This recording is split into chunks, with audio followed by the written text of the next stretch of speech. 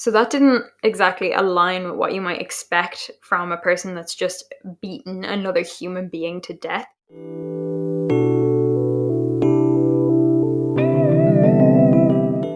Hey guys, welcome back to my channel. If you're new here, please do subscribe, and if you're old here, hello again. My name's Kate Philpott. This is Sandy. I've given her her own little throne today because she has just had her 10th birthday. Yeah.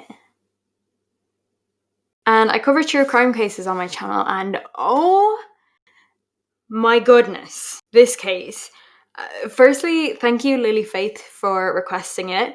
Secondly, Lily Faith, you really you made me work for this one. I've called cases roller coasters before, but I did not know the meaning of the word roller coaster until this case. To the point where when I first looked it up, I didn't even know if it was a missing person case or a murder case. I mean, it's technically a missing person case, but you'll see. We'll get there. There is a chance I might have to make this into 2 parts, and if I had it my way, I won't have to, but I still record these on my phone, and my phone can't really handle like the really long videos, so we'll see how we get on. But if it's a 1-parter, it's gonna be long, so grab a coffee, or if it's an evening and you're of age, grab a little glass of something, and let's get into this case. So this is the case of Joe Clyde Daniels. Where is your emergency? Yes, this is Dixon County 911. Yes, sir. Okay. I live on 1112 Garners Creek Road. And my son has escaped, and we cannot find him. Okay, how old is your son, sir? He is 5. Okay, and you said you live at 1112? He has autism. Yes. Okay, and you said he has autism? Yes. Okay, how long ago was he last seen? Last night. Okay, all right. And what's his name? His name is Joe. What's his last name? Daniels. What was he wearing last night? He was wearing pajamas. What kind of pajamas? What do they look like? I tell you what, my wife would know better than I would on that. Okay. And do you know how he got out of the house? He must have unlocked the door. Joe Clyde Daniels, otherwise known as Baby Joe, was a 5-year-old child who went missing from Tennessee City, Tennessee on the night of the 3rd of April 2018, moving into the early hours of the morning on the 4th of April 2018. His mother was Krystal Daniels and his father was Joseph Daniels. Joseph being the man that you just heard on the 911 call. But Baby Joe was a non-verbal autistic child, so he couldn't speak, but he would make sounds and stuff. But according to his Sunday school teachers, he actually was making a lot of progress, and he was finally almost getting the hang of speaking. Like, he was definitely getting there. And at the time of his disappearance, he was 4 feet tall, 65 pounds, and had blonde hair and blue eyes. But before we get into the details of the disappearance, let's delve into the family background, because it was not typical or pleasant. So starting off with Krystal Daniels, Baby Joe's mother. Krystal had suffered a lot with her own mental health issues, and so too had her mother. And because of Krystal's mother's mental health issues, she was actually deemed incapable of providing proper care for Krystal. So when Krystal was a preteen, she was removed from the family home. So she was placed into the foster care system, and luckily for her, she was placed with a loving family. But bear in mind, she was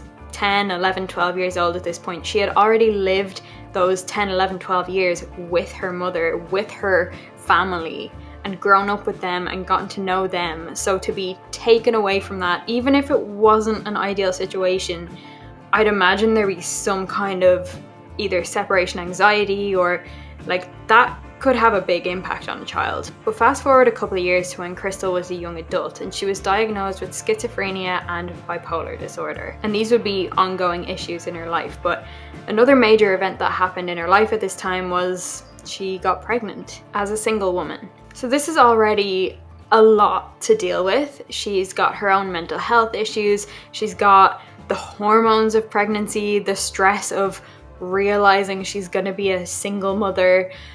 Like, that's a lot just in one human. And unfortunately, this was just too much for her to handle. So when she had her little baby boy, he was unfortunately taken away from her. But not long after this, she met Joseph Daniels. And this was honestly a bit of a turning point for her. She felt good. She was a little bit more stable, along with the whole new romance vibes that she had going on. So her son ended up being placed back in her care. And when I read this information initially, I thought, well, maybe she is a little bit more stable, but how do we know that she's at the point where she's capable of motherhood now? It seems like a pretty big thing that the authorities think you're so incapable of caring for your child that they take your child away. So I would hope that it would take something really, really big for them to trust you again with that child. And I mean, she got her child back anyway, but in reality, Krystal was still really struggling with schizophrenia and occasionally outbursts of rage. Not to mention, Joseph Daniels wasn't exactly a ray of sunshine for this child either, and he definitely brought other issues to the table. So speaking of, let me tell you a little bit about him. So Joseph Daniels was the type of person who thought he was exceptionally intelligent. For me, that kind of rings like little bells in my mind saying psychopath, but I mean, maybe I'm jumping the gun here. That's a bit aggressive for me. He also displayed eccentric behavior. He actually had a black belt in Taekwondo, but would also have some violent outbursts every now and again, and he apparently had a very short fuse. For example, there was one time when he was in school where he threw a desk because someone triggered him. Those things are heavy. Like, if that hit you, that would do some damage. He would also threaten to choke people and such. And there was also one time where he had a really bad psychotic break, blacked out, and woke up in a psych ward. In terms of his family background, he also had two parents that were on respective mental health medications, and also his parents weren't together anymore. So at some point he had to deal with his parents separating as well. But moving on, it wasn't long until Krystal got pregnant again, and this time it was with baby Joe. Then 2 years after baby Joe was born, they had another son. So I couldn't find many details about their life at this time, but one thing that was very clear was that they were in a pretty tough spot financially. In fact, neither Krystal nor Joseph were working at this time, which I don't know how they made that work for any amount of time, but it wasn't long until they just moved in with Daniel's parents. Well, not his parents, but I believe it was his father and his stepmother. And there was also another relative that lived with them as well. So this was in a pretty small trailer. So 3 kids, 5 adults. Like, it was pretty tough, and this was really triggering for Krystal. I'm gonna give an example of how it was triggering for Krystal, but I'm just gonna say, if animal cruelty upsets you in any way, I would skip 10 to 15 seconds, because this is intense. So one time when Krystal was in a particularly bad place, she got into an argument with one of the family members. So she grabbed one of the family dogs by the legs and smacked it against the wall until it died. I can't even believe that those words just came out of my mouth. Krystal was also allegedly addicted to Xanax, and she had been kicked out of pain management, which I couldn't find why, but I'm guessing it was something to do with disruptive or violent behavior. So if you look at the family's situation at this point, it's almost quite shocking that they still had their 3 kids. Like, there were just so many red flags. And another little bit of animal cruelty here, so skip 10-15 seconds if you don't want to hear it. But on the 1st of April, only days before baby Joe went missing, 2 neglected and abused dogs were found approximately 9 miles away from the Daniels residence, but they did belong to the Daniels. It just more so sets the scene of like the type of things that were going on in this house. Okay, so into the timeline. This is gonna start 2 days before baby Joe went missing. On the Monday, the 2nd of April, baby Joe's grandparents that he lived with left in a transfer truck to Texas, and they were going to be out of state for several days. And apparently this was unusual because the grandmother didn't like to be away from her grandchildren for that long. The next day then, on the 3rd of April, which is technically the last day baby Joe was seen, he was reported to have been in school that day, and this has been confirmed by school officials. Then this moves into that night. So it was around 8 p.m. when Krystal put baby Joe to bed. Allegedly then, Krystal had checked the door around 1 or 2 a.m., which, by the way, massive difference between 1 and 2 a.m, so I wish we knew what it was. But the door was locked, and the parents kept this door padlocked normally because Joe Clyde had a history of just going out and about. He didn't usually do it at night, but during the day sometimes he would just kind of wander off. Next thing we know then, it's 6:22 a.m. and Joseph Daniels makes the 911 call. On this call he says that baby Joe must have gone out in the middle of the night, but unfortunately he couldn't remember exactly what he was wearing. He knew he was in pajamas, but he didn't know what they looked like. That morning then, an endangered child alert was issued. So search crews carried out extensive searches in attempt to find baby Joe. For 2 whole days there were several professional search teams, hundreds of volunteers, and it was one of those situations where the community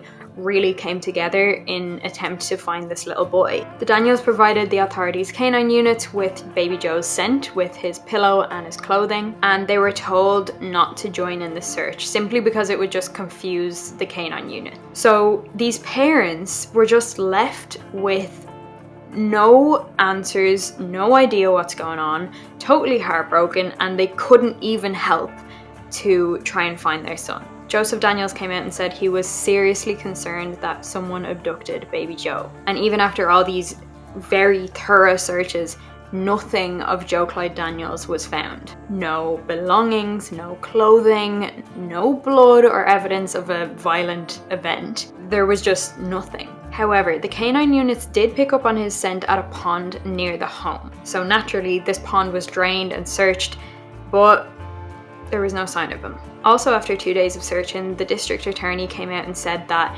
this case should be pursued as a criminal investigation. So before I get into that side of things, there were 1 or 2 witnesses that came forward, so I'm just going to tell you about them now. One of the witnesses was called Daniel McCormack, and he told state troopers that at about 12:45 to 1 a.m, he wasn't sure of the exact time, he saw a person wearing black pajamas with a skeleton rib cage on the front. And Joe Clyde Daniels had pajamas just like this. And this was at 1193 Garners Creek Road, which was only about 400 to 450 feet away from the Daniels residence. Obviously though, when he saw this, I mean, it was dark, it was the middle of the night, it didn't look like the kind of area that had street lamps or anything. I'll show you what I'm talking about now. So it is hard to say if this was an accurate sighting or not. But after a bit of investigation, this person that he saw was believed to be Joe Clyde Daniels, alive. Also on the 4th of April, after Joe Clyde was reported missing, employees from a gas station about 40 miles west of the Daniels residence believed they saw baby Joe. Apparently the boy they saw was wearing brown flat-toed cowboy boots and was with an older man. And they were traveling together in a black and white converted school bus. This child was non-verbal and had a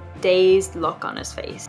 So when you first hear this, it kind of sounds, okay, maybe someone abducted baby Joe and maybe they drugged him, maybe that's why he's dazed, or you know, even sleeping pills, or I don't know. However, this sighting was later found out not to be Joe Clyde Daniels. So Joseph and Krystal were both taken in separately for questioning, and this is where things get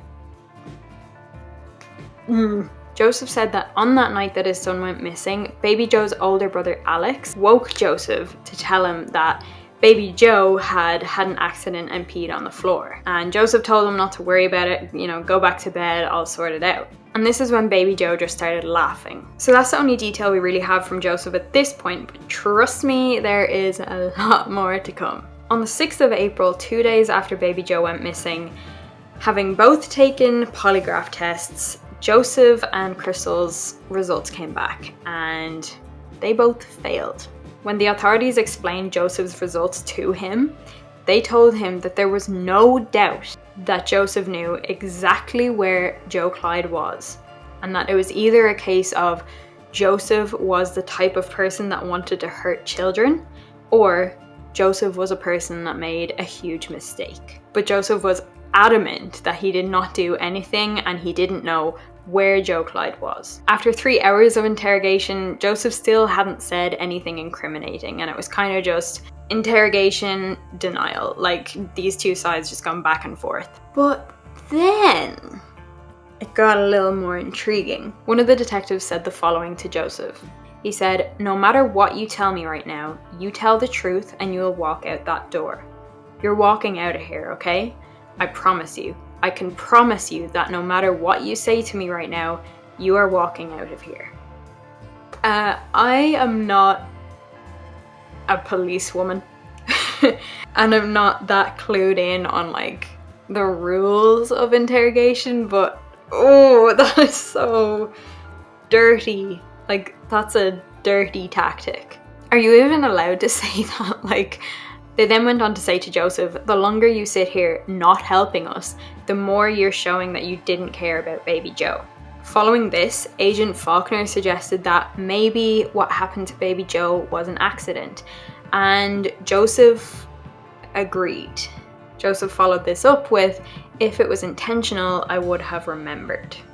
He also said that when he gets angry, there's stuff that happens that he can't remember. And then he goes on to say that between 11:30 p.m. and midnight that he blacked out because he doesn't know where the time went. So they continued to interrogate him, and you can really see from his answers that he just is getting worn down, and like they're really breaking down his like mental strength, kind of, which I suppose is the whole point of interrogation, and like that's what you have to do with criminals. But then on the other hand, like, is this person just a really vulnerable type of person, and they're going to be a lot more vulnerable to these types of techniques and using their psychology against them. Like, the type of person that just blacks out when they get angry sounds like a pretty vulnerable person to me. But however, they continued interrogating him, and they did actually get more information out of him. So apparently when Joseph realized that baby Joe had had an accident on the floor and then wouldn't stop laughing and was refusing to go to bed,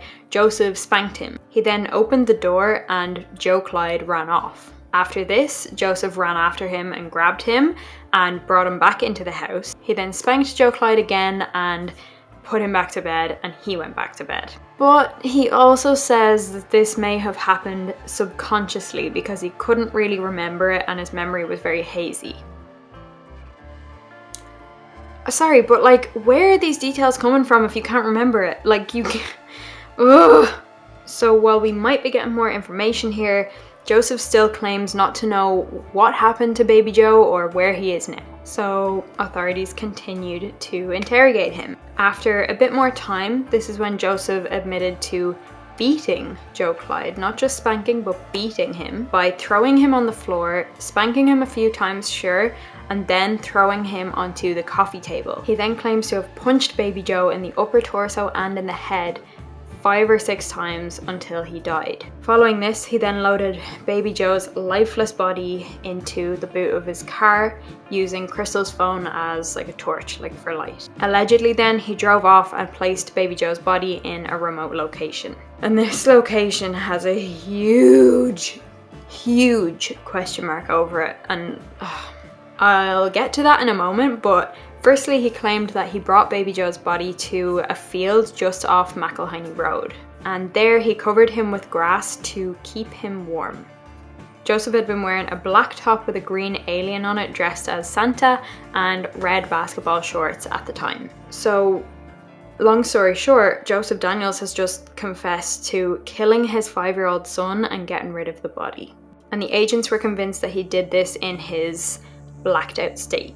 So it was on the 7th of April that the authorities called a press conference, and they called off all volunteer searches, stating that Joseph Daniels had been taken into custody, having officially, in writing, confessed to first-degree murder of his 5-year-old son. He was charged with first-degree murder, felony murder, aggravated child abuse, filing a false report, and tampering with evidence. And he was being held in Dixon County Jail on a $1 million bond. So now they're just looking for baby Joe's body. But let me just tell you, I know it seems like we are really far into this case already, but that was only the beginning. After Joseph Daniels was charged, another witness came forward, and her name was Jenny Jones. Jenny said that she had been on her way home during the early hours of the morning on the 4th of April, and she saw a man standing at the side of the road at around 2 a.m. at the guardrail of Garners Creek Road and Grindstone. And just for reference, this is about 1 mile from the Daniels residence. Jenny had seen a man in colourful clothes standing on the east side of the road.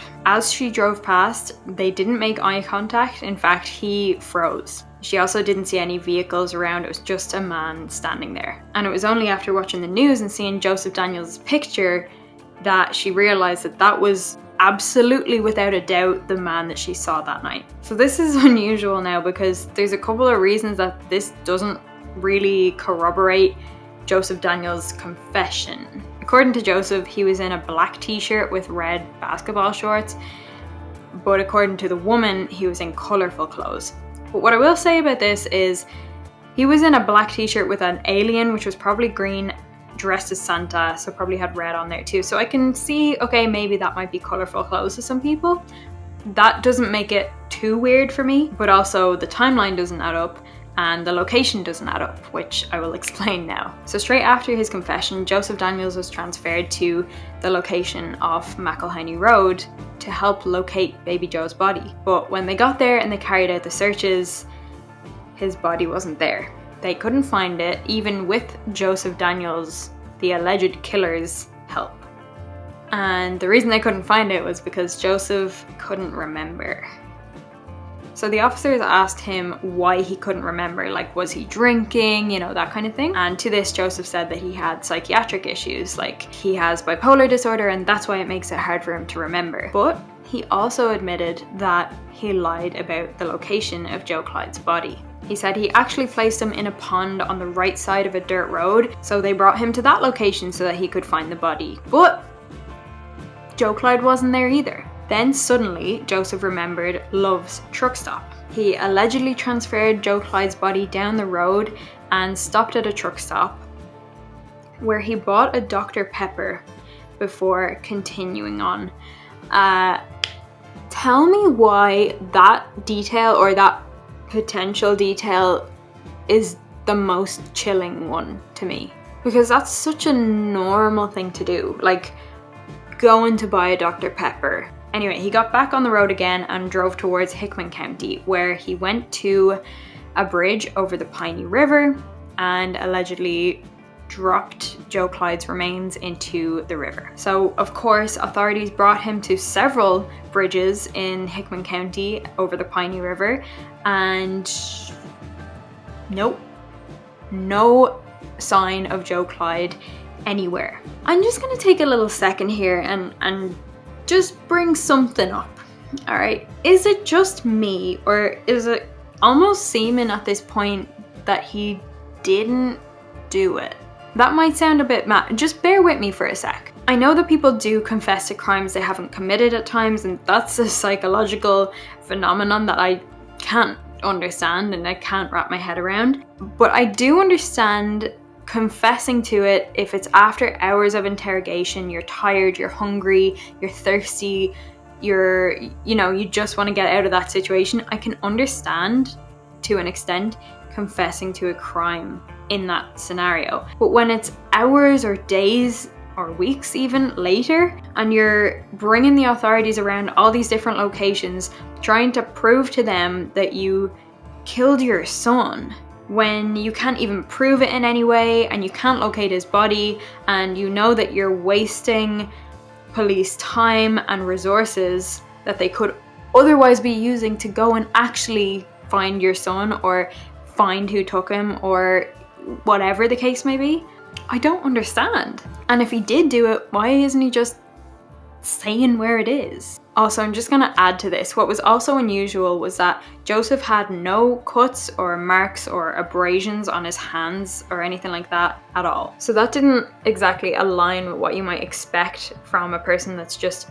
beaten another human being to death, even if it was a child. However, there was blood found on Joseph's clothes, shoes, inside his red Impala, his car, and on a shovel of his.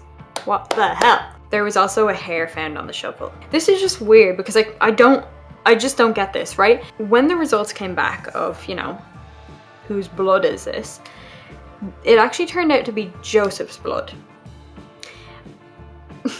Sorry. What? There aren't just things around my house that have my blood on them. Your blood is meant to stay inside your body. Why is it on all this stuff? But I don't know. Moving on, the hair that was found. This was sent away for testing. The results of this test are not available to the public. But according to the authorities, the only consistent statement that Joseph Daniels has provided is the fact that he killed his son. But the location he's given has changed 5 or 6 times. After all these searches that they did, Joseph was returned to the Dixon County Jail and he was actually put on suicide watch. Right, on to the 8th of April. This is 4 days after Baby Joe went missing. Joseph was interrogated again and he took back everything. He was apologizing, he denied having done anything, he denied knowing where Baby Joe was. It was like, oh yeah, yesterday I said I killed my son, yeah today, no, I didn't mean it. Like, oh my god. The sheriff then told him repeatedly that they were looking at the death penalty and that they know that he hasn't been 100% honest with them. And the sheriff was kind of using the death penalty as a bit of a threat, to be honest, saying things like, don't you want to live to see your family? And saying that if Joseph gave up Joe Clyde's location, that they would take the death penalty off the table. Again, like, can you do that? But when they asked Joseph what could be so strong in his mind that would stop him from telling the authorities where Joe Clyde's location was, Joseph said, the way he looks right now, I'm afraid that you're going to find him and he's going to be beat badly. And from then, they didn't really get much else out of him. They were kind of just stuck with Joseph's ever-changing side of the story. So if this is a 2-parter, I'm going to split it here. The second part of this video will be up half an hour after this one, so the chances are, if you're watching this now, if you've come this far, then it's already up. So I'll leave a box here and I'll bring you straight to that video. So I will see you on the other side.